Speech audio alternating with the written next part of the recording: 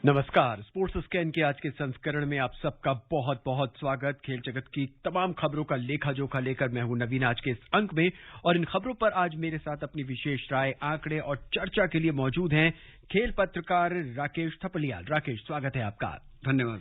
नजर अब तक की खास खबरों पर। गुजरात में 36वें राष्ट्रीय खेलों में महिला भारोत्तोलन में मीराबाई चानू ने स्वर्ण पदक जीता। दक्षिण अफ्रीका के साथ 2020 श्रृंखला में जसप्रीत बुमराह की जगह मोहम्मद सिराज को टीम में शामिल किया गया। कतर में इस साल होने वाले फुटबॉल विश्व कप के लिए कोविड टीकाकरण अनिवार्य नहीं होगा, और विश्व कुश्ती चैंपियनशिप में 18 भार वर्गों में शीर्ष पर रहने वाले 5 पहलवानों को ही पेरिस ओलंपिक के लिए कोटा स्थान मिलेगा।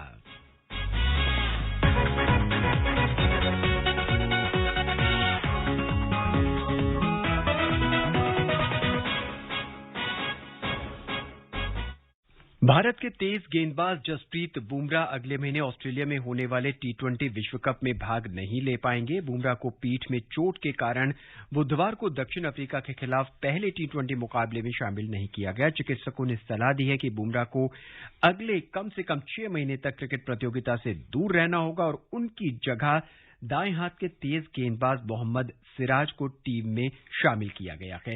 ये एक बहुत बड़ा सेटबैक है भारतीय टीम के लिए। बुमराह पर पूरी तरह से डिपेंडेंट हो रहे थे। जिस तरह से एशिया कप में हमने परफॉर्म किया था, हम कह रहे थे कि बुमराह नहीं है टीम में तो हम जीत नहीं पाएंगे।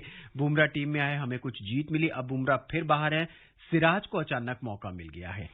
देखिए, सिराज को जैसे मौका मिला है तो एक अच्छा है कि एक बड़ा गेंदबाज जब जाता है उसकी जगह आपको लिया जाता है तो एक रिस्पॉन्सिबिलिटी आपके ऊपर आती है कि आप इतने बड़े गेंदबाज को रिप्लेस करके टीम में आए हैं और आपको बेहतरीन प्रदर्शन करना होगा। लेकिन जहां तक बुमराह का चोट के कारण हटने वाला बात है तो ये इतनी आसान चीज नहीं है। मैं इसको ये देखता हूं कि बीसीसीआई के पास इतना तगड़ा मेडिकल का सपोर्ट स्टाफ है जो खिलाड़ियों को फिटनेस की क्लीन चिट देता है। तो वो कैसे ऐसे हुआ? पूरा एशिया कप इन्होंने छोड़ा, फरवरी में अपना लास्ट इन्होंने खेला था मैच जी, उसके बाद से टी20 मैच, उसके बाद से अब इन्होंने खेला है। तो एशिया कप में पूरे बाहर रहे, कैसे इनको एकदम से फिटनेस के सर्टिफिकेट मिल गए कि भाई आप पूरी तरह से फिट हैं? ये ध्यान रखना चाहिए था कि भाई टी20 वर्ल्ड कप आ गए। ठीक है, टी20 वर्ल्ड कप से पहले आपको प्रैक्टिस की भी जरूरत थी कि आप मैचेस खेलें, उसके आपकी बॉडी को आंकने की उसमें जरूरत थी। लेकिन मुझे लगता है कि थोड़ी जल्दबाजी यहां पर की गई कि आपको ऐसा ग्रीन सिग्नल दिया गया कि भाई हाँ आप खेल सकते हैं, जो कि बैकफायर कर गया। तो ये इस चीज को ध्यान देना होगा हमारे साथ जो मेडिकल का सपोर्ट स्टाफ है टीम का, कि भाई जो खिलाड़ी इंजर्ड हो वो पूरी तरह से स्वस्थ होकर, पूरी तरह से ठीक होकर तब आए, क्योंकि पीठ की तकलीफ और वो भी फास्ट बॉलर्स की, वो इतनी जल्दी ठीक होने वाली चीज नहीं होती है। राकेश, टी20 वर्ल्ड कप बिल्कुल सामने है। उससे पहले क्रिकेट बोर्ड ने 2 श्रृंखलाएं और एक दिवसीय मैच को भी बीच में रखा हुआ है। हालांकि दोनों के लिए टीमों में कुछ कुछ अंतर किया गया है, लेकिन जितने भी खिलाड़ी हैं उनके लिए तो प्रेशर बिल्डअप होगा और फिर चोट भी सहज हो जाती है फिर तो। नहीं, बिल्कुल। ये देखिए कि खिलाड़ियों का पूल आप ज्यादा रखना चाहते हैं, आप एक अच्छा कॉम्बिनेशन बनाना चाहते हैं टी20 वर्ल्ड कप के लिए, तो मुझे लगता है कि कहीं ना कहीं बीसीसीआई ने जो ज्यादा मैचेस रखने की जो रणनीति है वो भी कहीं ना कहीं बैकफायर कर रही है, क्योंकि आजकल इतनी जबरदस्त क्रिकेट हो रही है, इतनी ज्यादा क्रिकेट हो रही है, और फिर टी20 वर्ल्ड कप को ध्यान में रखते हुए हर खिलाड़ी चाहता है कि मैं बेहतर फॉर्म में रहूं, मैं बेहतर से बेहतर प्रदर्शन करूं, पूरी जी जान वो इन सीरीजों में लगा रहा है। तो मुझे लगता है कि कहीं ना कहीं बीसीसीआई को थोड़ा सा अपना फैसला गलत भी लग सकता है, लेकिन साथ में कहा जाता है कि भाई ज्यादा जितनी क्रिकेट होगी, खेलने को मिलेगी, खिलाड़ी में उतना ही सुधार होगा, उसके कॉन्फिडेंस में बढ़ावा मिलता है अगर वो अच्छा प्रदर्शन करता है तो। अब ये नीति एक रणनीति समझने वाली बात है, कई बार वो सही साबित होती है। जब खिलाड़ी आपके चोटिल होने लगे तो आपकी वो रणनीति बैकफायर कर जाती है। यहाँ पर आप देखिए, रविंद्र जडेजा पहले ही बाहर है, आपका एक यूटिलिटी ऑलराउंडर। जसप्रीत बुमराह आपके वर्ल्ड कप से बाहर हो गए, तो इससे कहीं ना कहीं दूसरी टीमों का हौसला बढ़ेगा। लेकिन जहां तक मैं समझता हूं कि मोहम्मद सिराज वो भी ऐसे गेंदबाज हैं कि जो बल्लेबाजों को परेशान कर सकते हैं, और विशेषज्ञ तो इस बात को मान रहे थे कि मोहम्मद सिराज को पहले से ही टीम में रखना चाहिए था, उनको मौका यहां पर दिया जाना चाहिए था। अब उनके ऊपर रहेगा कि वो कैसा प्रदर्शन इन मैचों में करते हैं। क्या मोहम्मद सिराज के अलावा भी आपके जहन में कोई और एक खिलाड़ी जिसे टेस्ट किया जा सकता था या टीम में जगह दी जा सकती थी? देखिए, अब टीम में जगह देने की बात करते हैं, लोग कहते हैं कि उमरान मलिक है, उनको खिलाया जाना चाहिए, भाई इनके पास इतनी तेज स्पीड है, वो टी20 वर्ल्ड कप में जरूर होने चाहिए, लेकिन अनुभव इतना नहीं है। लेकिन मैं टी20 वर्ल्ड कप में अनुभव के साथ जाने को ज्यादा तवज्जो देता हूं, क्योंकि वर्ल्ड कप का जो प्रेशर होता है वो एक आम सीरीज, जो आपसी सीरीज होती है वो एक अलग चीज होती है। वर्ल्ड कप का प्रेशर ये हम एशिया कप में देख चुके हैं कि खिलाड़ियों पे किस तरह से टूर्नामेंट का जो दबाव होता है ना वो अलग होता है, और जो वर्ल्ड कप होगा उसका दबाव और भी ज्यादा अलग होता है। तो अगर आप उसमें अनुभवी खिलाड़ी रखेंगे तो जो क्रंच सिचुएशंस आती हैं कई बार, उसमें अनुभवी खिलाड़ी आपको काम दे जाते हैं वहां पर। जैसा कि हम देखें कि दिनेश कार्तिक को रखा जा रहा है जी, एशिया कप में, उनको कई महत्वपूर्ण मैचों में खिलाया नहीं गया तो उसका खामियाजा भारतीय टीम को भुगतना पड़ा। तो अब ऐसे ही अनुभवी खिलाड़ी आपको चाहिए वहां पर, जो कि ऐसी सिचुएशन में जब मैच फंसा हुआ हो तो घबराए नहीं, कॉन्फिडेंस के साथ बेहतरीन प्रदर्शन अपना वहां पर दे। लेकिन जब तक आप किसी खिलाड़ी को खिलाएंगे नहीं तो उसको भी मौके कैसे मिलेंगे, अनुभव कैसे हासिल होगा। राकेश, एक 19वें ओवर का जो भय है, डर है, वो लगातार पिछले मैच में भी हमें देखने को मिला। ऐसे में मोहम्मद सिराज, भुवनेश्वर, उमेश यादव, कौन सा ऐसा बॉलर रहेगा, कौन सा ऐसा तेज गेंदबाज रहेगा जो इस प्रेशर को न झेल पाए? देखिए, ये कह पाना तो बड़ा मुश्किल है क्योंकि उस सिचुएशन के हिसाब से होता है, और लकीली ऐसा हो रहा है भारतीय टीम के साथ कि भाई 19 ओवर हमारा बहुत खराब जा रहा है। पहले होता था कि आखिरी ओवर के ऊपर ध्यान दिया जाता था कि किस गेंदबाज से कराया जाएगा, जो टीम का सबसे बेहतरीन गेंदबाज हो आखिरी ओवर उसके लिए रखा जाता था। अब ये आ गया कि सेकंड लास्ट ओवर ये महत्वपूर्ण हो गया 19वां ओवर T20 के अंदर, कि भाई इसमें कैसे किया जाए, और वो उसमें रणनीति हमारी कारगर हो नहीं पा रही है। हालांकि यही सारे गेंदबाज जो हैं, अगर ये 18वां 17वां ओवर फेंकते तो ये अच्छा फेंक रहे हैं, लेकिन जब 19वें ओवर में आते हैं तो इनको वो एक कई बार चीजों का हवा भी बैठ जाता है। मुझे लगता है ये मेंटल प्रेशर ज्यादा है, और उससे निकलने में कई जैसे नए गेंदबाज आए, आप मोहम्मद सिराज से करा के देख सकते हैं, क्योंकि नया आदमी जो है एक ताजी हवा का झोंका लेकर आता है, तो हो सकता है टीम के लिए वो भाग्यशाली साबित हो। लेकिन राकेश, लास्ट फरवरी में उन्होंने अपना आखिरी मुकाबला खेला था, उसके बाद इतना गैप इनके पास रहा है, नेट प्रैक्टिस भी शायद भी कर पाए होंगे, कितना अनुभव तो छोड़िए, क्या अब ये एकदम जब मैदान में उतरेंगे उतने तेज तर्रार और उतने काबिल और उतने परेशान कर पाएंगे बैट्समैन को? देखिए, गेंदबाज तो गेंदबाज होता है, और ये लोग लगातार अपना प्रैक्टिस पे लगे रहते हैं, क्योंकि सब जानते हैं कि आजकल कोई भी खिलाड़ी कभी भी चोटिल हो सकता है और आपको कभी भी कॉल आ सकती है जी। और खिलाड़ी की स्थिति इंटरनल पता होती है टीम मैनेजमेंट को, वो इनको पहले से ही बोल के रखते हैं कि भाई आप थोड़ी तैयारी रखिएगा, ऐसा हो सकता है कि आपको कॉल आ जाए। और मैं तो वो जमाना भी जानता हूं जब खिलाड़ी एक दूसरे की मेडिकल रिपोर्ट अपने पास रखते थे, और एक बार तो ऐसा हुआ कि एक सिलेक्टर ने ही मुझे बताया कि भाई फलाने खिलाड़ी ने बता दिया है कि सर वो इंजर्ड होने वाला है, तो मेरा आप ध्यान रखिएगा। तो कह रहा हमें नहीं पता था, लेकिन उस खिलाड़ी को पता था कि एक खिलाड़ी इंजर्ड होने वाला है विदेशी दौरे पे और वो वापस आएगा। तो उस खिलाड़ी ने जो दावेदार था उसने एक नेशनल सिलेक्टर को बोली ये बात।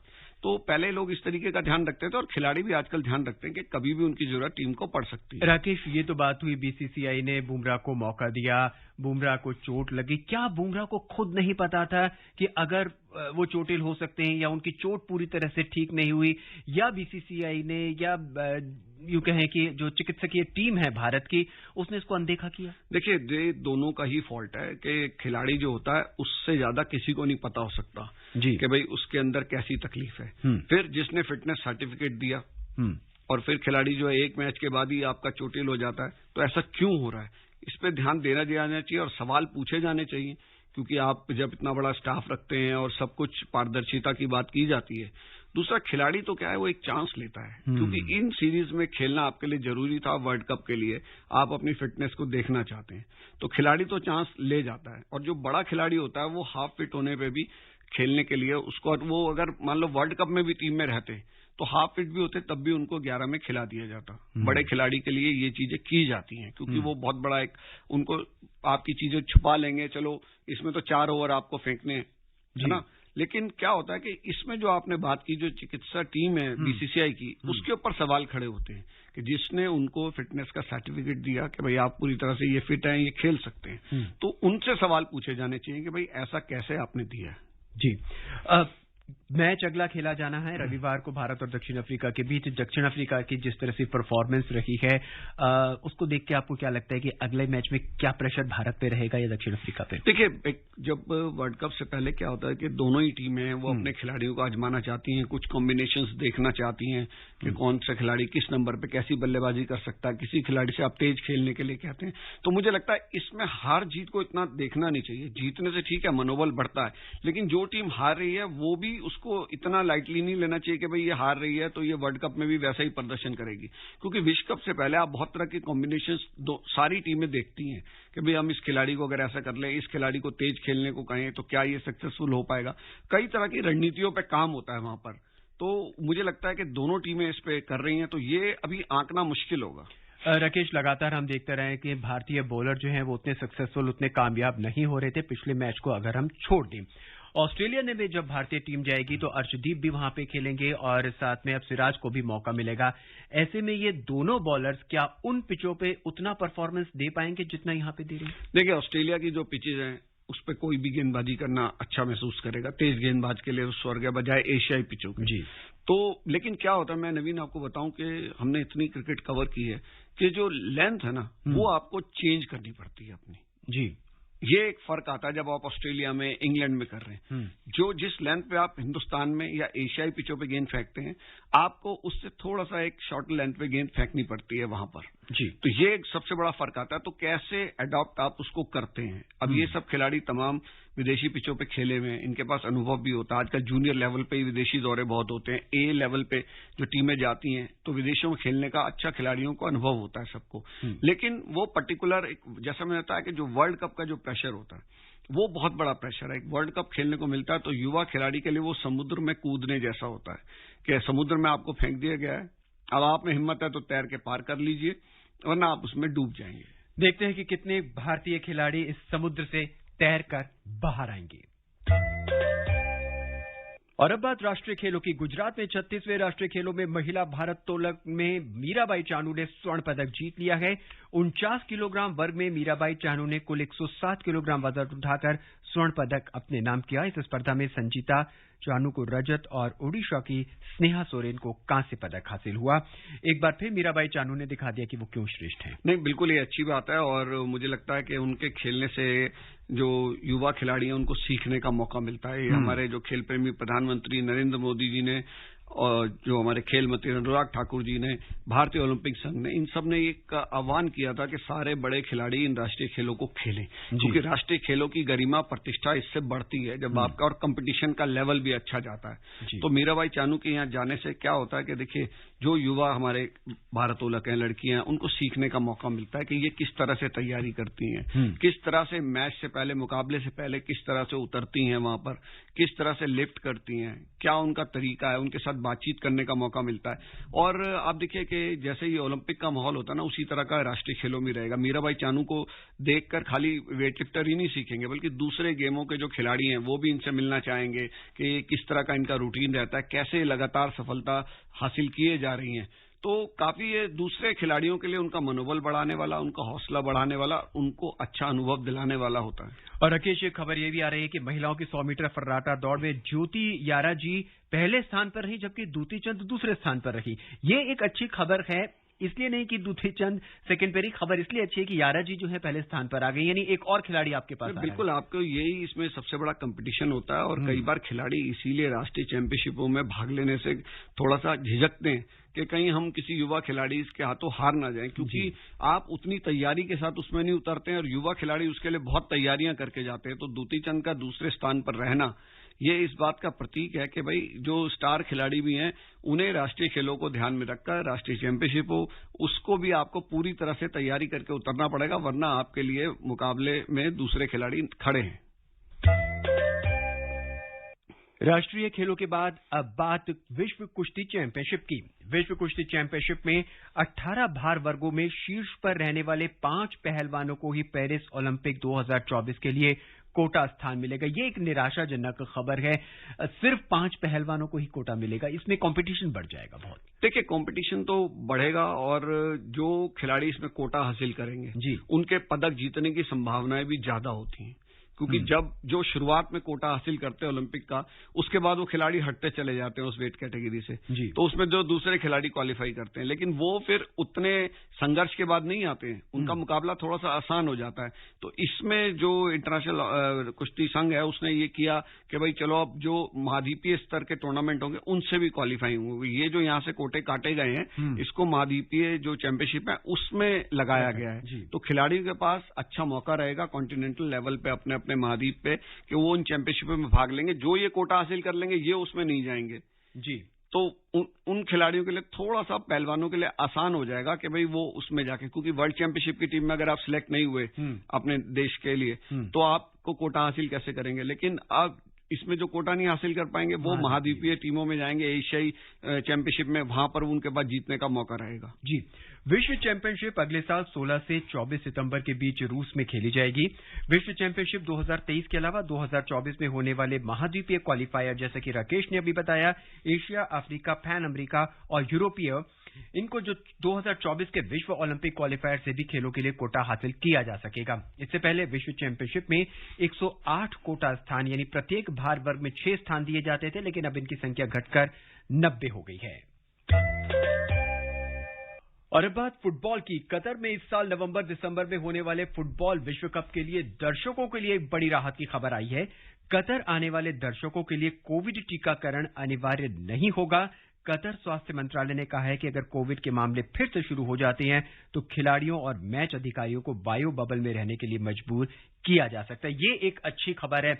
विश्व स्तर का खेल है और पूरे विश्व में तमाम तरह के दर्शक इसको देखते हैं और शायद लाखों की संख्या में इस बार 10 लाख दर्शक एक्सपेक्ट कर रहे हैं कतर, और कोविड टीकाकरण अनिवार्यता नहीं है। ये बहुत अच्छी खबर है। हाँ, ये बिल्कुल। आप देखिए कि हमारे बहुत से खिलाड़ी तो कई चैंपियनशिपों में इसीलिए भाग नहीं ले पा रहे हैं कि रोजर फेडरर जैसे कि भाई हम टीका नहीं लगाएंगे, इस बात को लेकर बड़ा विवाद रहा है। और यहाँ दर्शकों को जो छूट दी गई है तो मुझे लगता है कि एक अच्छी चीज है कि भाई उनको छूट दी गई है तो एक आसान रहेगा। और कुछ लोगों को, जैसे, हालांकि इसमें मुझे नहीं लगता कि लगाने में, टीकाकरण में कोई किसी को दिक्कत होनी चाहिए, लेकिन अगर किसी ने नहीं भी कराया है तो वो वहां पर देख सकता है। और जैसा आपने बताया कि लाखों लोग वहां पर जाते हैं जिस देश में वर्ल्ड कप होता है, और जबकि इंग्लैंड के जो हुड़दंगी दर्शक होते हैं उनको तो मशहूर रहे हैं हमेशा से, उनकी बाकायदा ब्लैक लिस्ट भी बनाई जाती है कि भाई इन लोगों को वीजा नहीं दिया जाएगा, इनको टिकट नहीं दी जाएगी वहां पर मैच देखने के लिए। तो वो चीजें अब थोड़ी थोड़ी कम हुई हैं। वैसे हुड़दंग उतने नहीं होते, लेकिन फिर भी दर्शकों को कंट्रोल करना।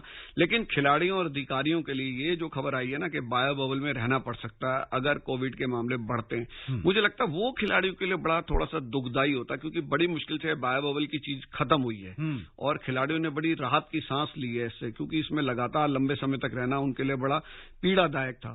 और अगर ये चीज होती है तो वो खिलाड़ियों के लिए मुझे लगता है कि थोड़ा सा पीड़ादायक रहेगा और उनका जो बेहतरीन प्रदर्शन है वो उसमें सामने आ पाना बड़ा मुश्किल होगा। राकेश, जिस तरह की अब तक परफॉर्मेंस रही है फुटबॉल कंट्रीज की और फुटबॉल खेलने वाले देशों की, क्या लगता है आपको कि किन 4 टीमों को हम सेमीफाइनल में देखेंगे? मैं फाइनल की बात नहीं करता, किन 4 टीमों को आप टॉप 4 में देखेंगे? देखिए, ये कह पाना तो अभी बड़ा मुश्किल है कि वर्ल्ड कप, क्योंकि जब तक मुकाबले शुरू नहीं होते, हमने देखा है बड़ी बड़ी चैंपियन टीमें पहले मैचों में वर्ल्ड कप के अंदर हार जाती हैं जी। और कैमरून जैसे छोटे से देश ने बड़े बड़े उलटफेर किए, उनके खिलाड़ी रोजर मिला एक वर्ल्ड कप के अंदर बहुत ही फेमस हो गए थे। तो ये वर्ल्ड कप का मतलब ही यही है कि इसमें नई टीमें उभर कर आएं, अच्छा प्रदर्शन करें। हालांकि बहुत कम टीमें हैं जिन्होंने वर्ल्ड कप जीते हैं, वो गिनी चुनी ही टीमें हैं पूरी दुनिया में। लेकिन फिर भी जो कुछ टीमें उलटफेर करती हैं, कुछ नए सितारे उभर कर आए, इस वर्ल्ड कप का मतलब ही असली ये होता है, किसी भी खेल का हो, कि नई टीमें, कोई छोटे छोटे देश फुटबॉल के अंदर बेहतरीन प्रदर्शन करते हैं। और खासतौर पर जब ये कतर जैसे देश में हो रहा है तो वहां पर ये देखा जाएगा कि भाई जो उसके आसपास की कंट्रीज है वो कैसा प्रदर्शन करती हैं, क्योंकि आपको वैसा माहौल मिलता है। जो ठंडे प्रदेशों की टीमें वो यहाँ पर आएंगी तो उनके लिए थोड़ा सा दिक्कत वाली बातें होती हैं। तो वो सारी चीजें, लेकिन प्रोफेशनलिज्म यही है कि आप उसको कैसे अडॉप्ट करते हैं, वो सारी चीजें बड़ी महत्वपूर्ण होती हैं। मुझे लगता है वर्ल्ड कप का मजा यही है कि छोटी टीमें आए, वो बड़ी टीमों को कुछ उलटफेर हो और कुछ अनजान चेहरे जो हैं वो एकदम घर घर में जाने पहचाने नाम बन जाए अपने खेल के प्रदर्शन से, तभी वर्ल्ड कप एक सफल माना जाता है। इस बार के फुटबॉल विश्व कप में 10 लाख से ज्यादा लोगों के दोहा पहुंचने की उम्मीद है। कतर में कोविड की स्थिति फिलहाल नियंत्रण में है। ऐसे में प्रतिभागियों और आने वाले दर्शकों के लिए टीकाकरण की कोई आवश्यकता नहीं होगी। 20 नवंबर से शुरू होने वाले इस टूर्नामेंट के लिए पहले 6 वर्ष से अधिक आयु के लोगों को कोविड का टेस्ट कराना होगा। दर्शकों को सार्वजनिक परिवहन और स्टेडियम में मास्क पहनना होगा और दिशा निर्देशों में कहा गया है कि कतर में कोविड पॉजिटिव पाए जाने वाले किसी भी व्यक्ति को 5 दिन के लिए आइसोलेशन में रहना होगा। राकेश, हमसे जुड़ने के लिए, आंकड़े और राय साझा करने के लिए आपका बहुत बहुत धन्यवाद। शुक्रिया आपका। चलते चलते एक बार फिर नजर अब तक की खास खबरों पर। गुजरात में 36वें राष्ट्रीय खेलों में महिला भारोत्तोलक मीराबाई चानू ने स्वर्ण पदक जीता। दक्षिण अफ्रीका के साथ 2020 श्रृंखला में जसप्रीत बुमराह की जगह मोहम्मद सिराज को टीम में शामिल किया गया। कतर में इस साल होने वाले फुटबॉल विश्व कप के लिए कोविड टीकाकरण अनिवार्य नहीं होगा और विश्व कुश्ती चैंपियनशिप में 18 भार वर्गों में शीर्ष पर रहने वाले 5 पहलवानों को ही ओलंपिक के लिए कोटा मिलेगा। आज के इस अंक में बस इतना ही। मुझे नवीन को दें इजाजत। नमस्कार।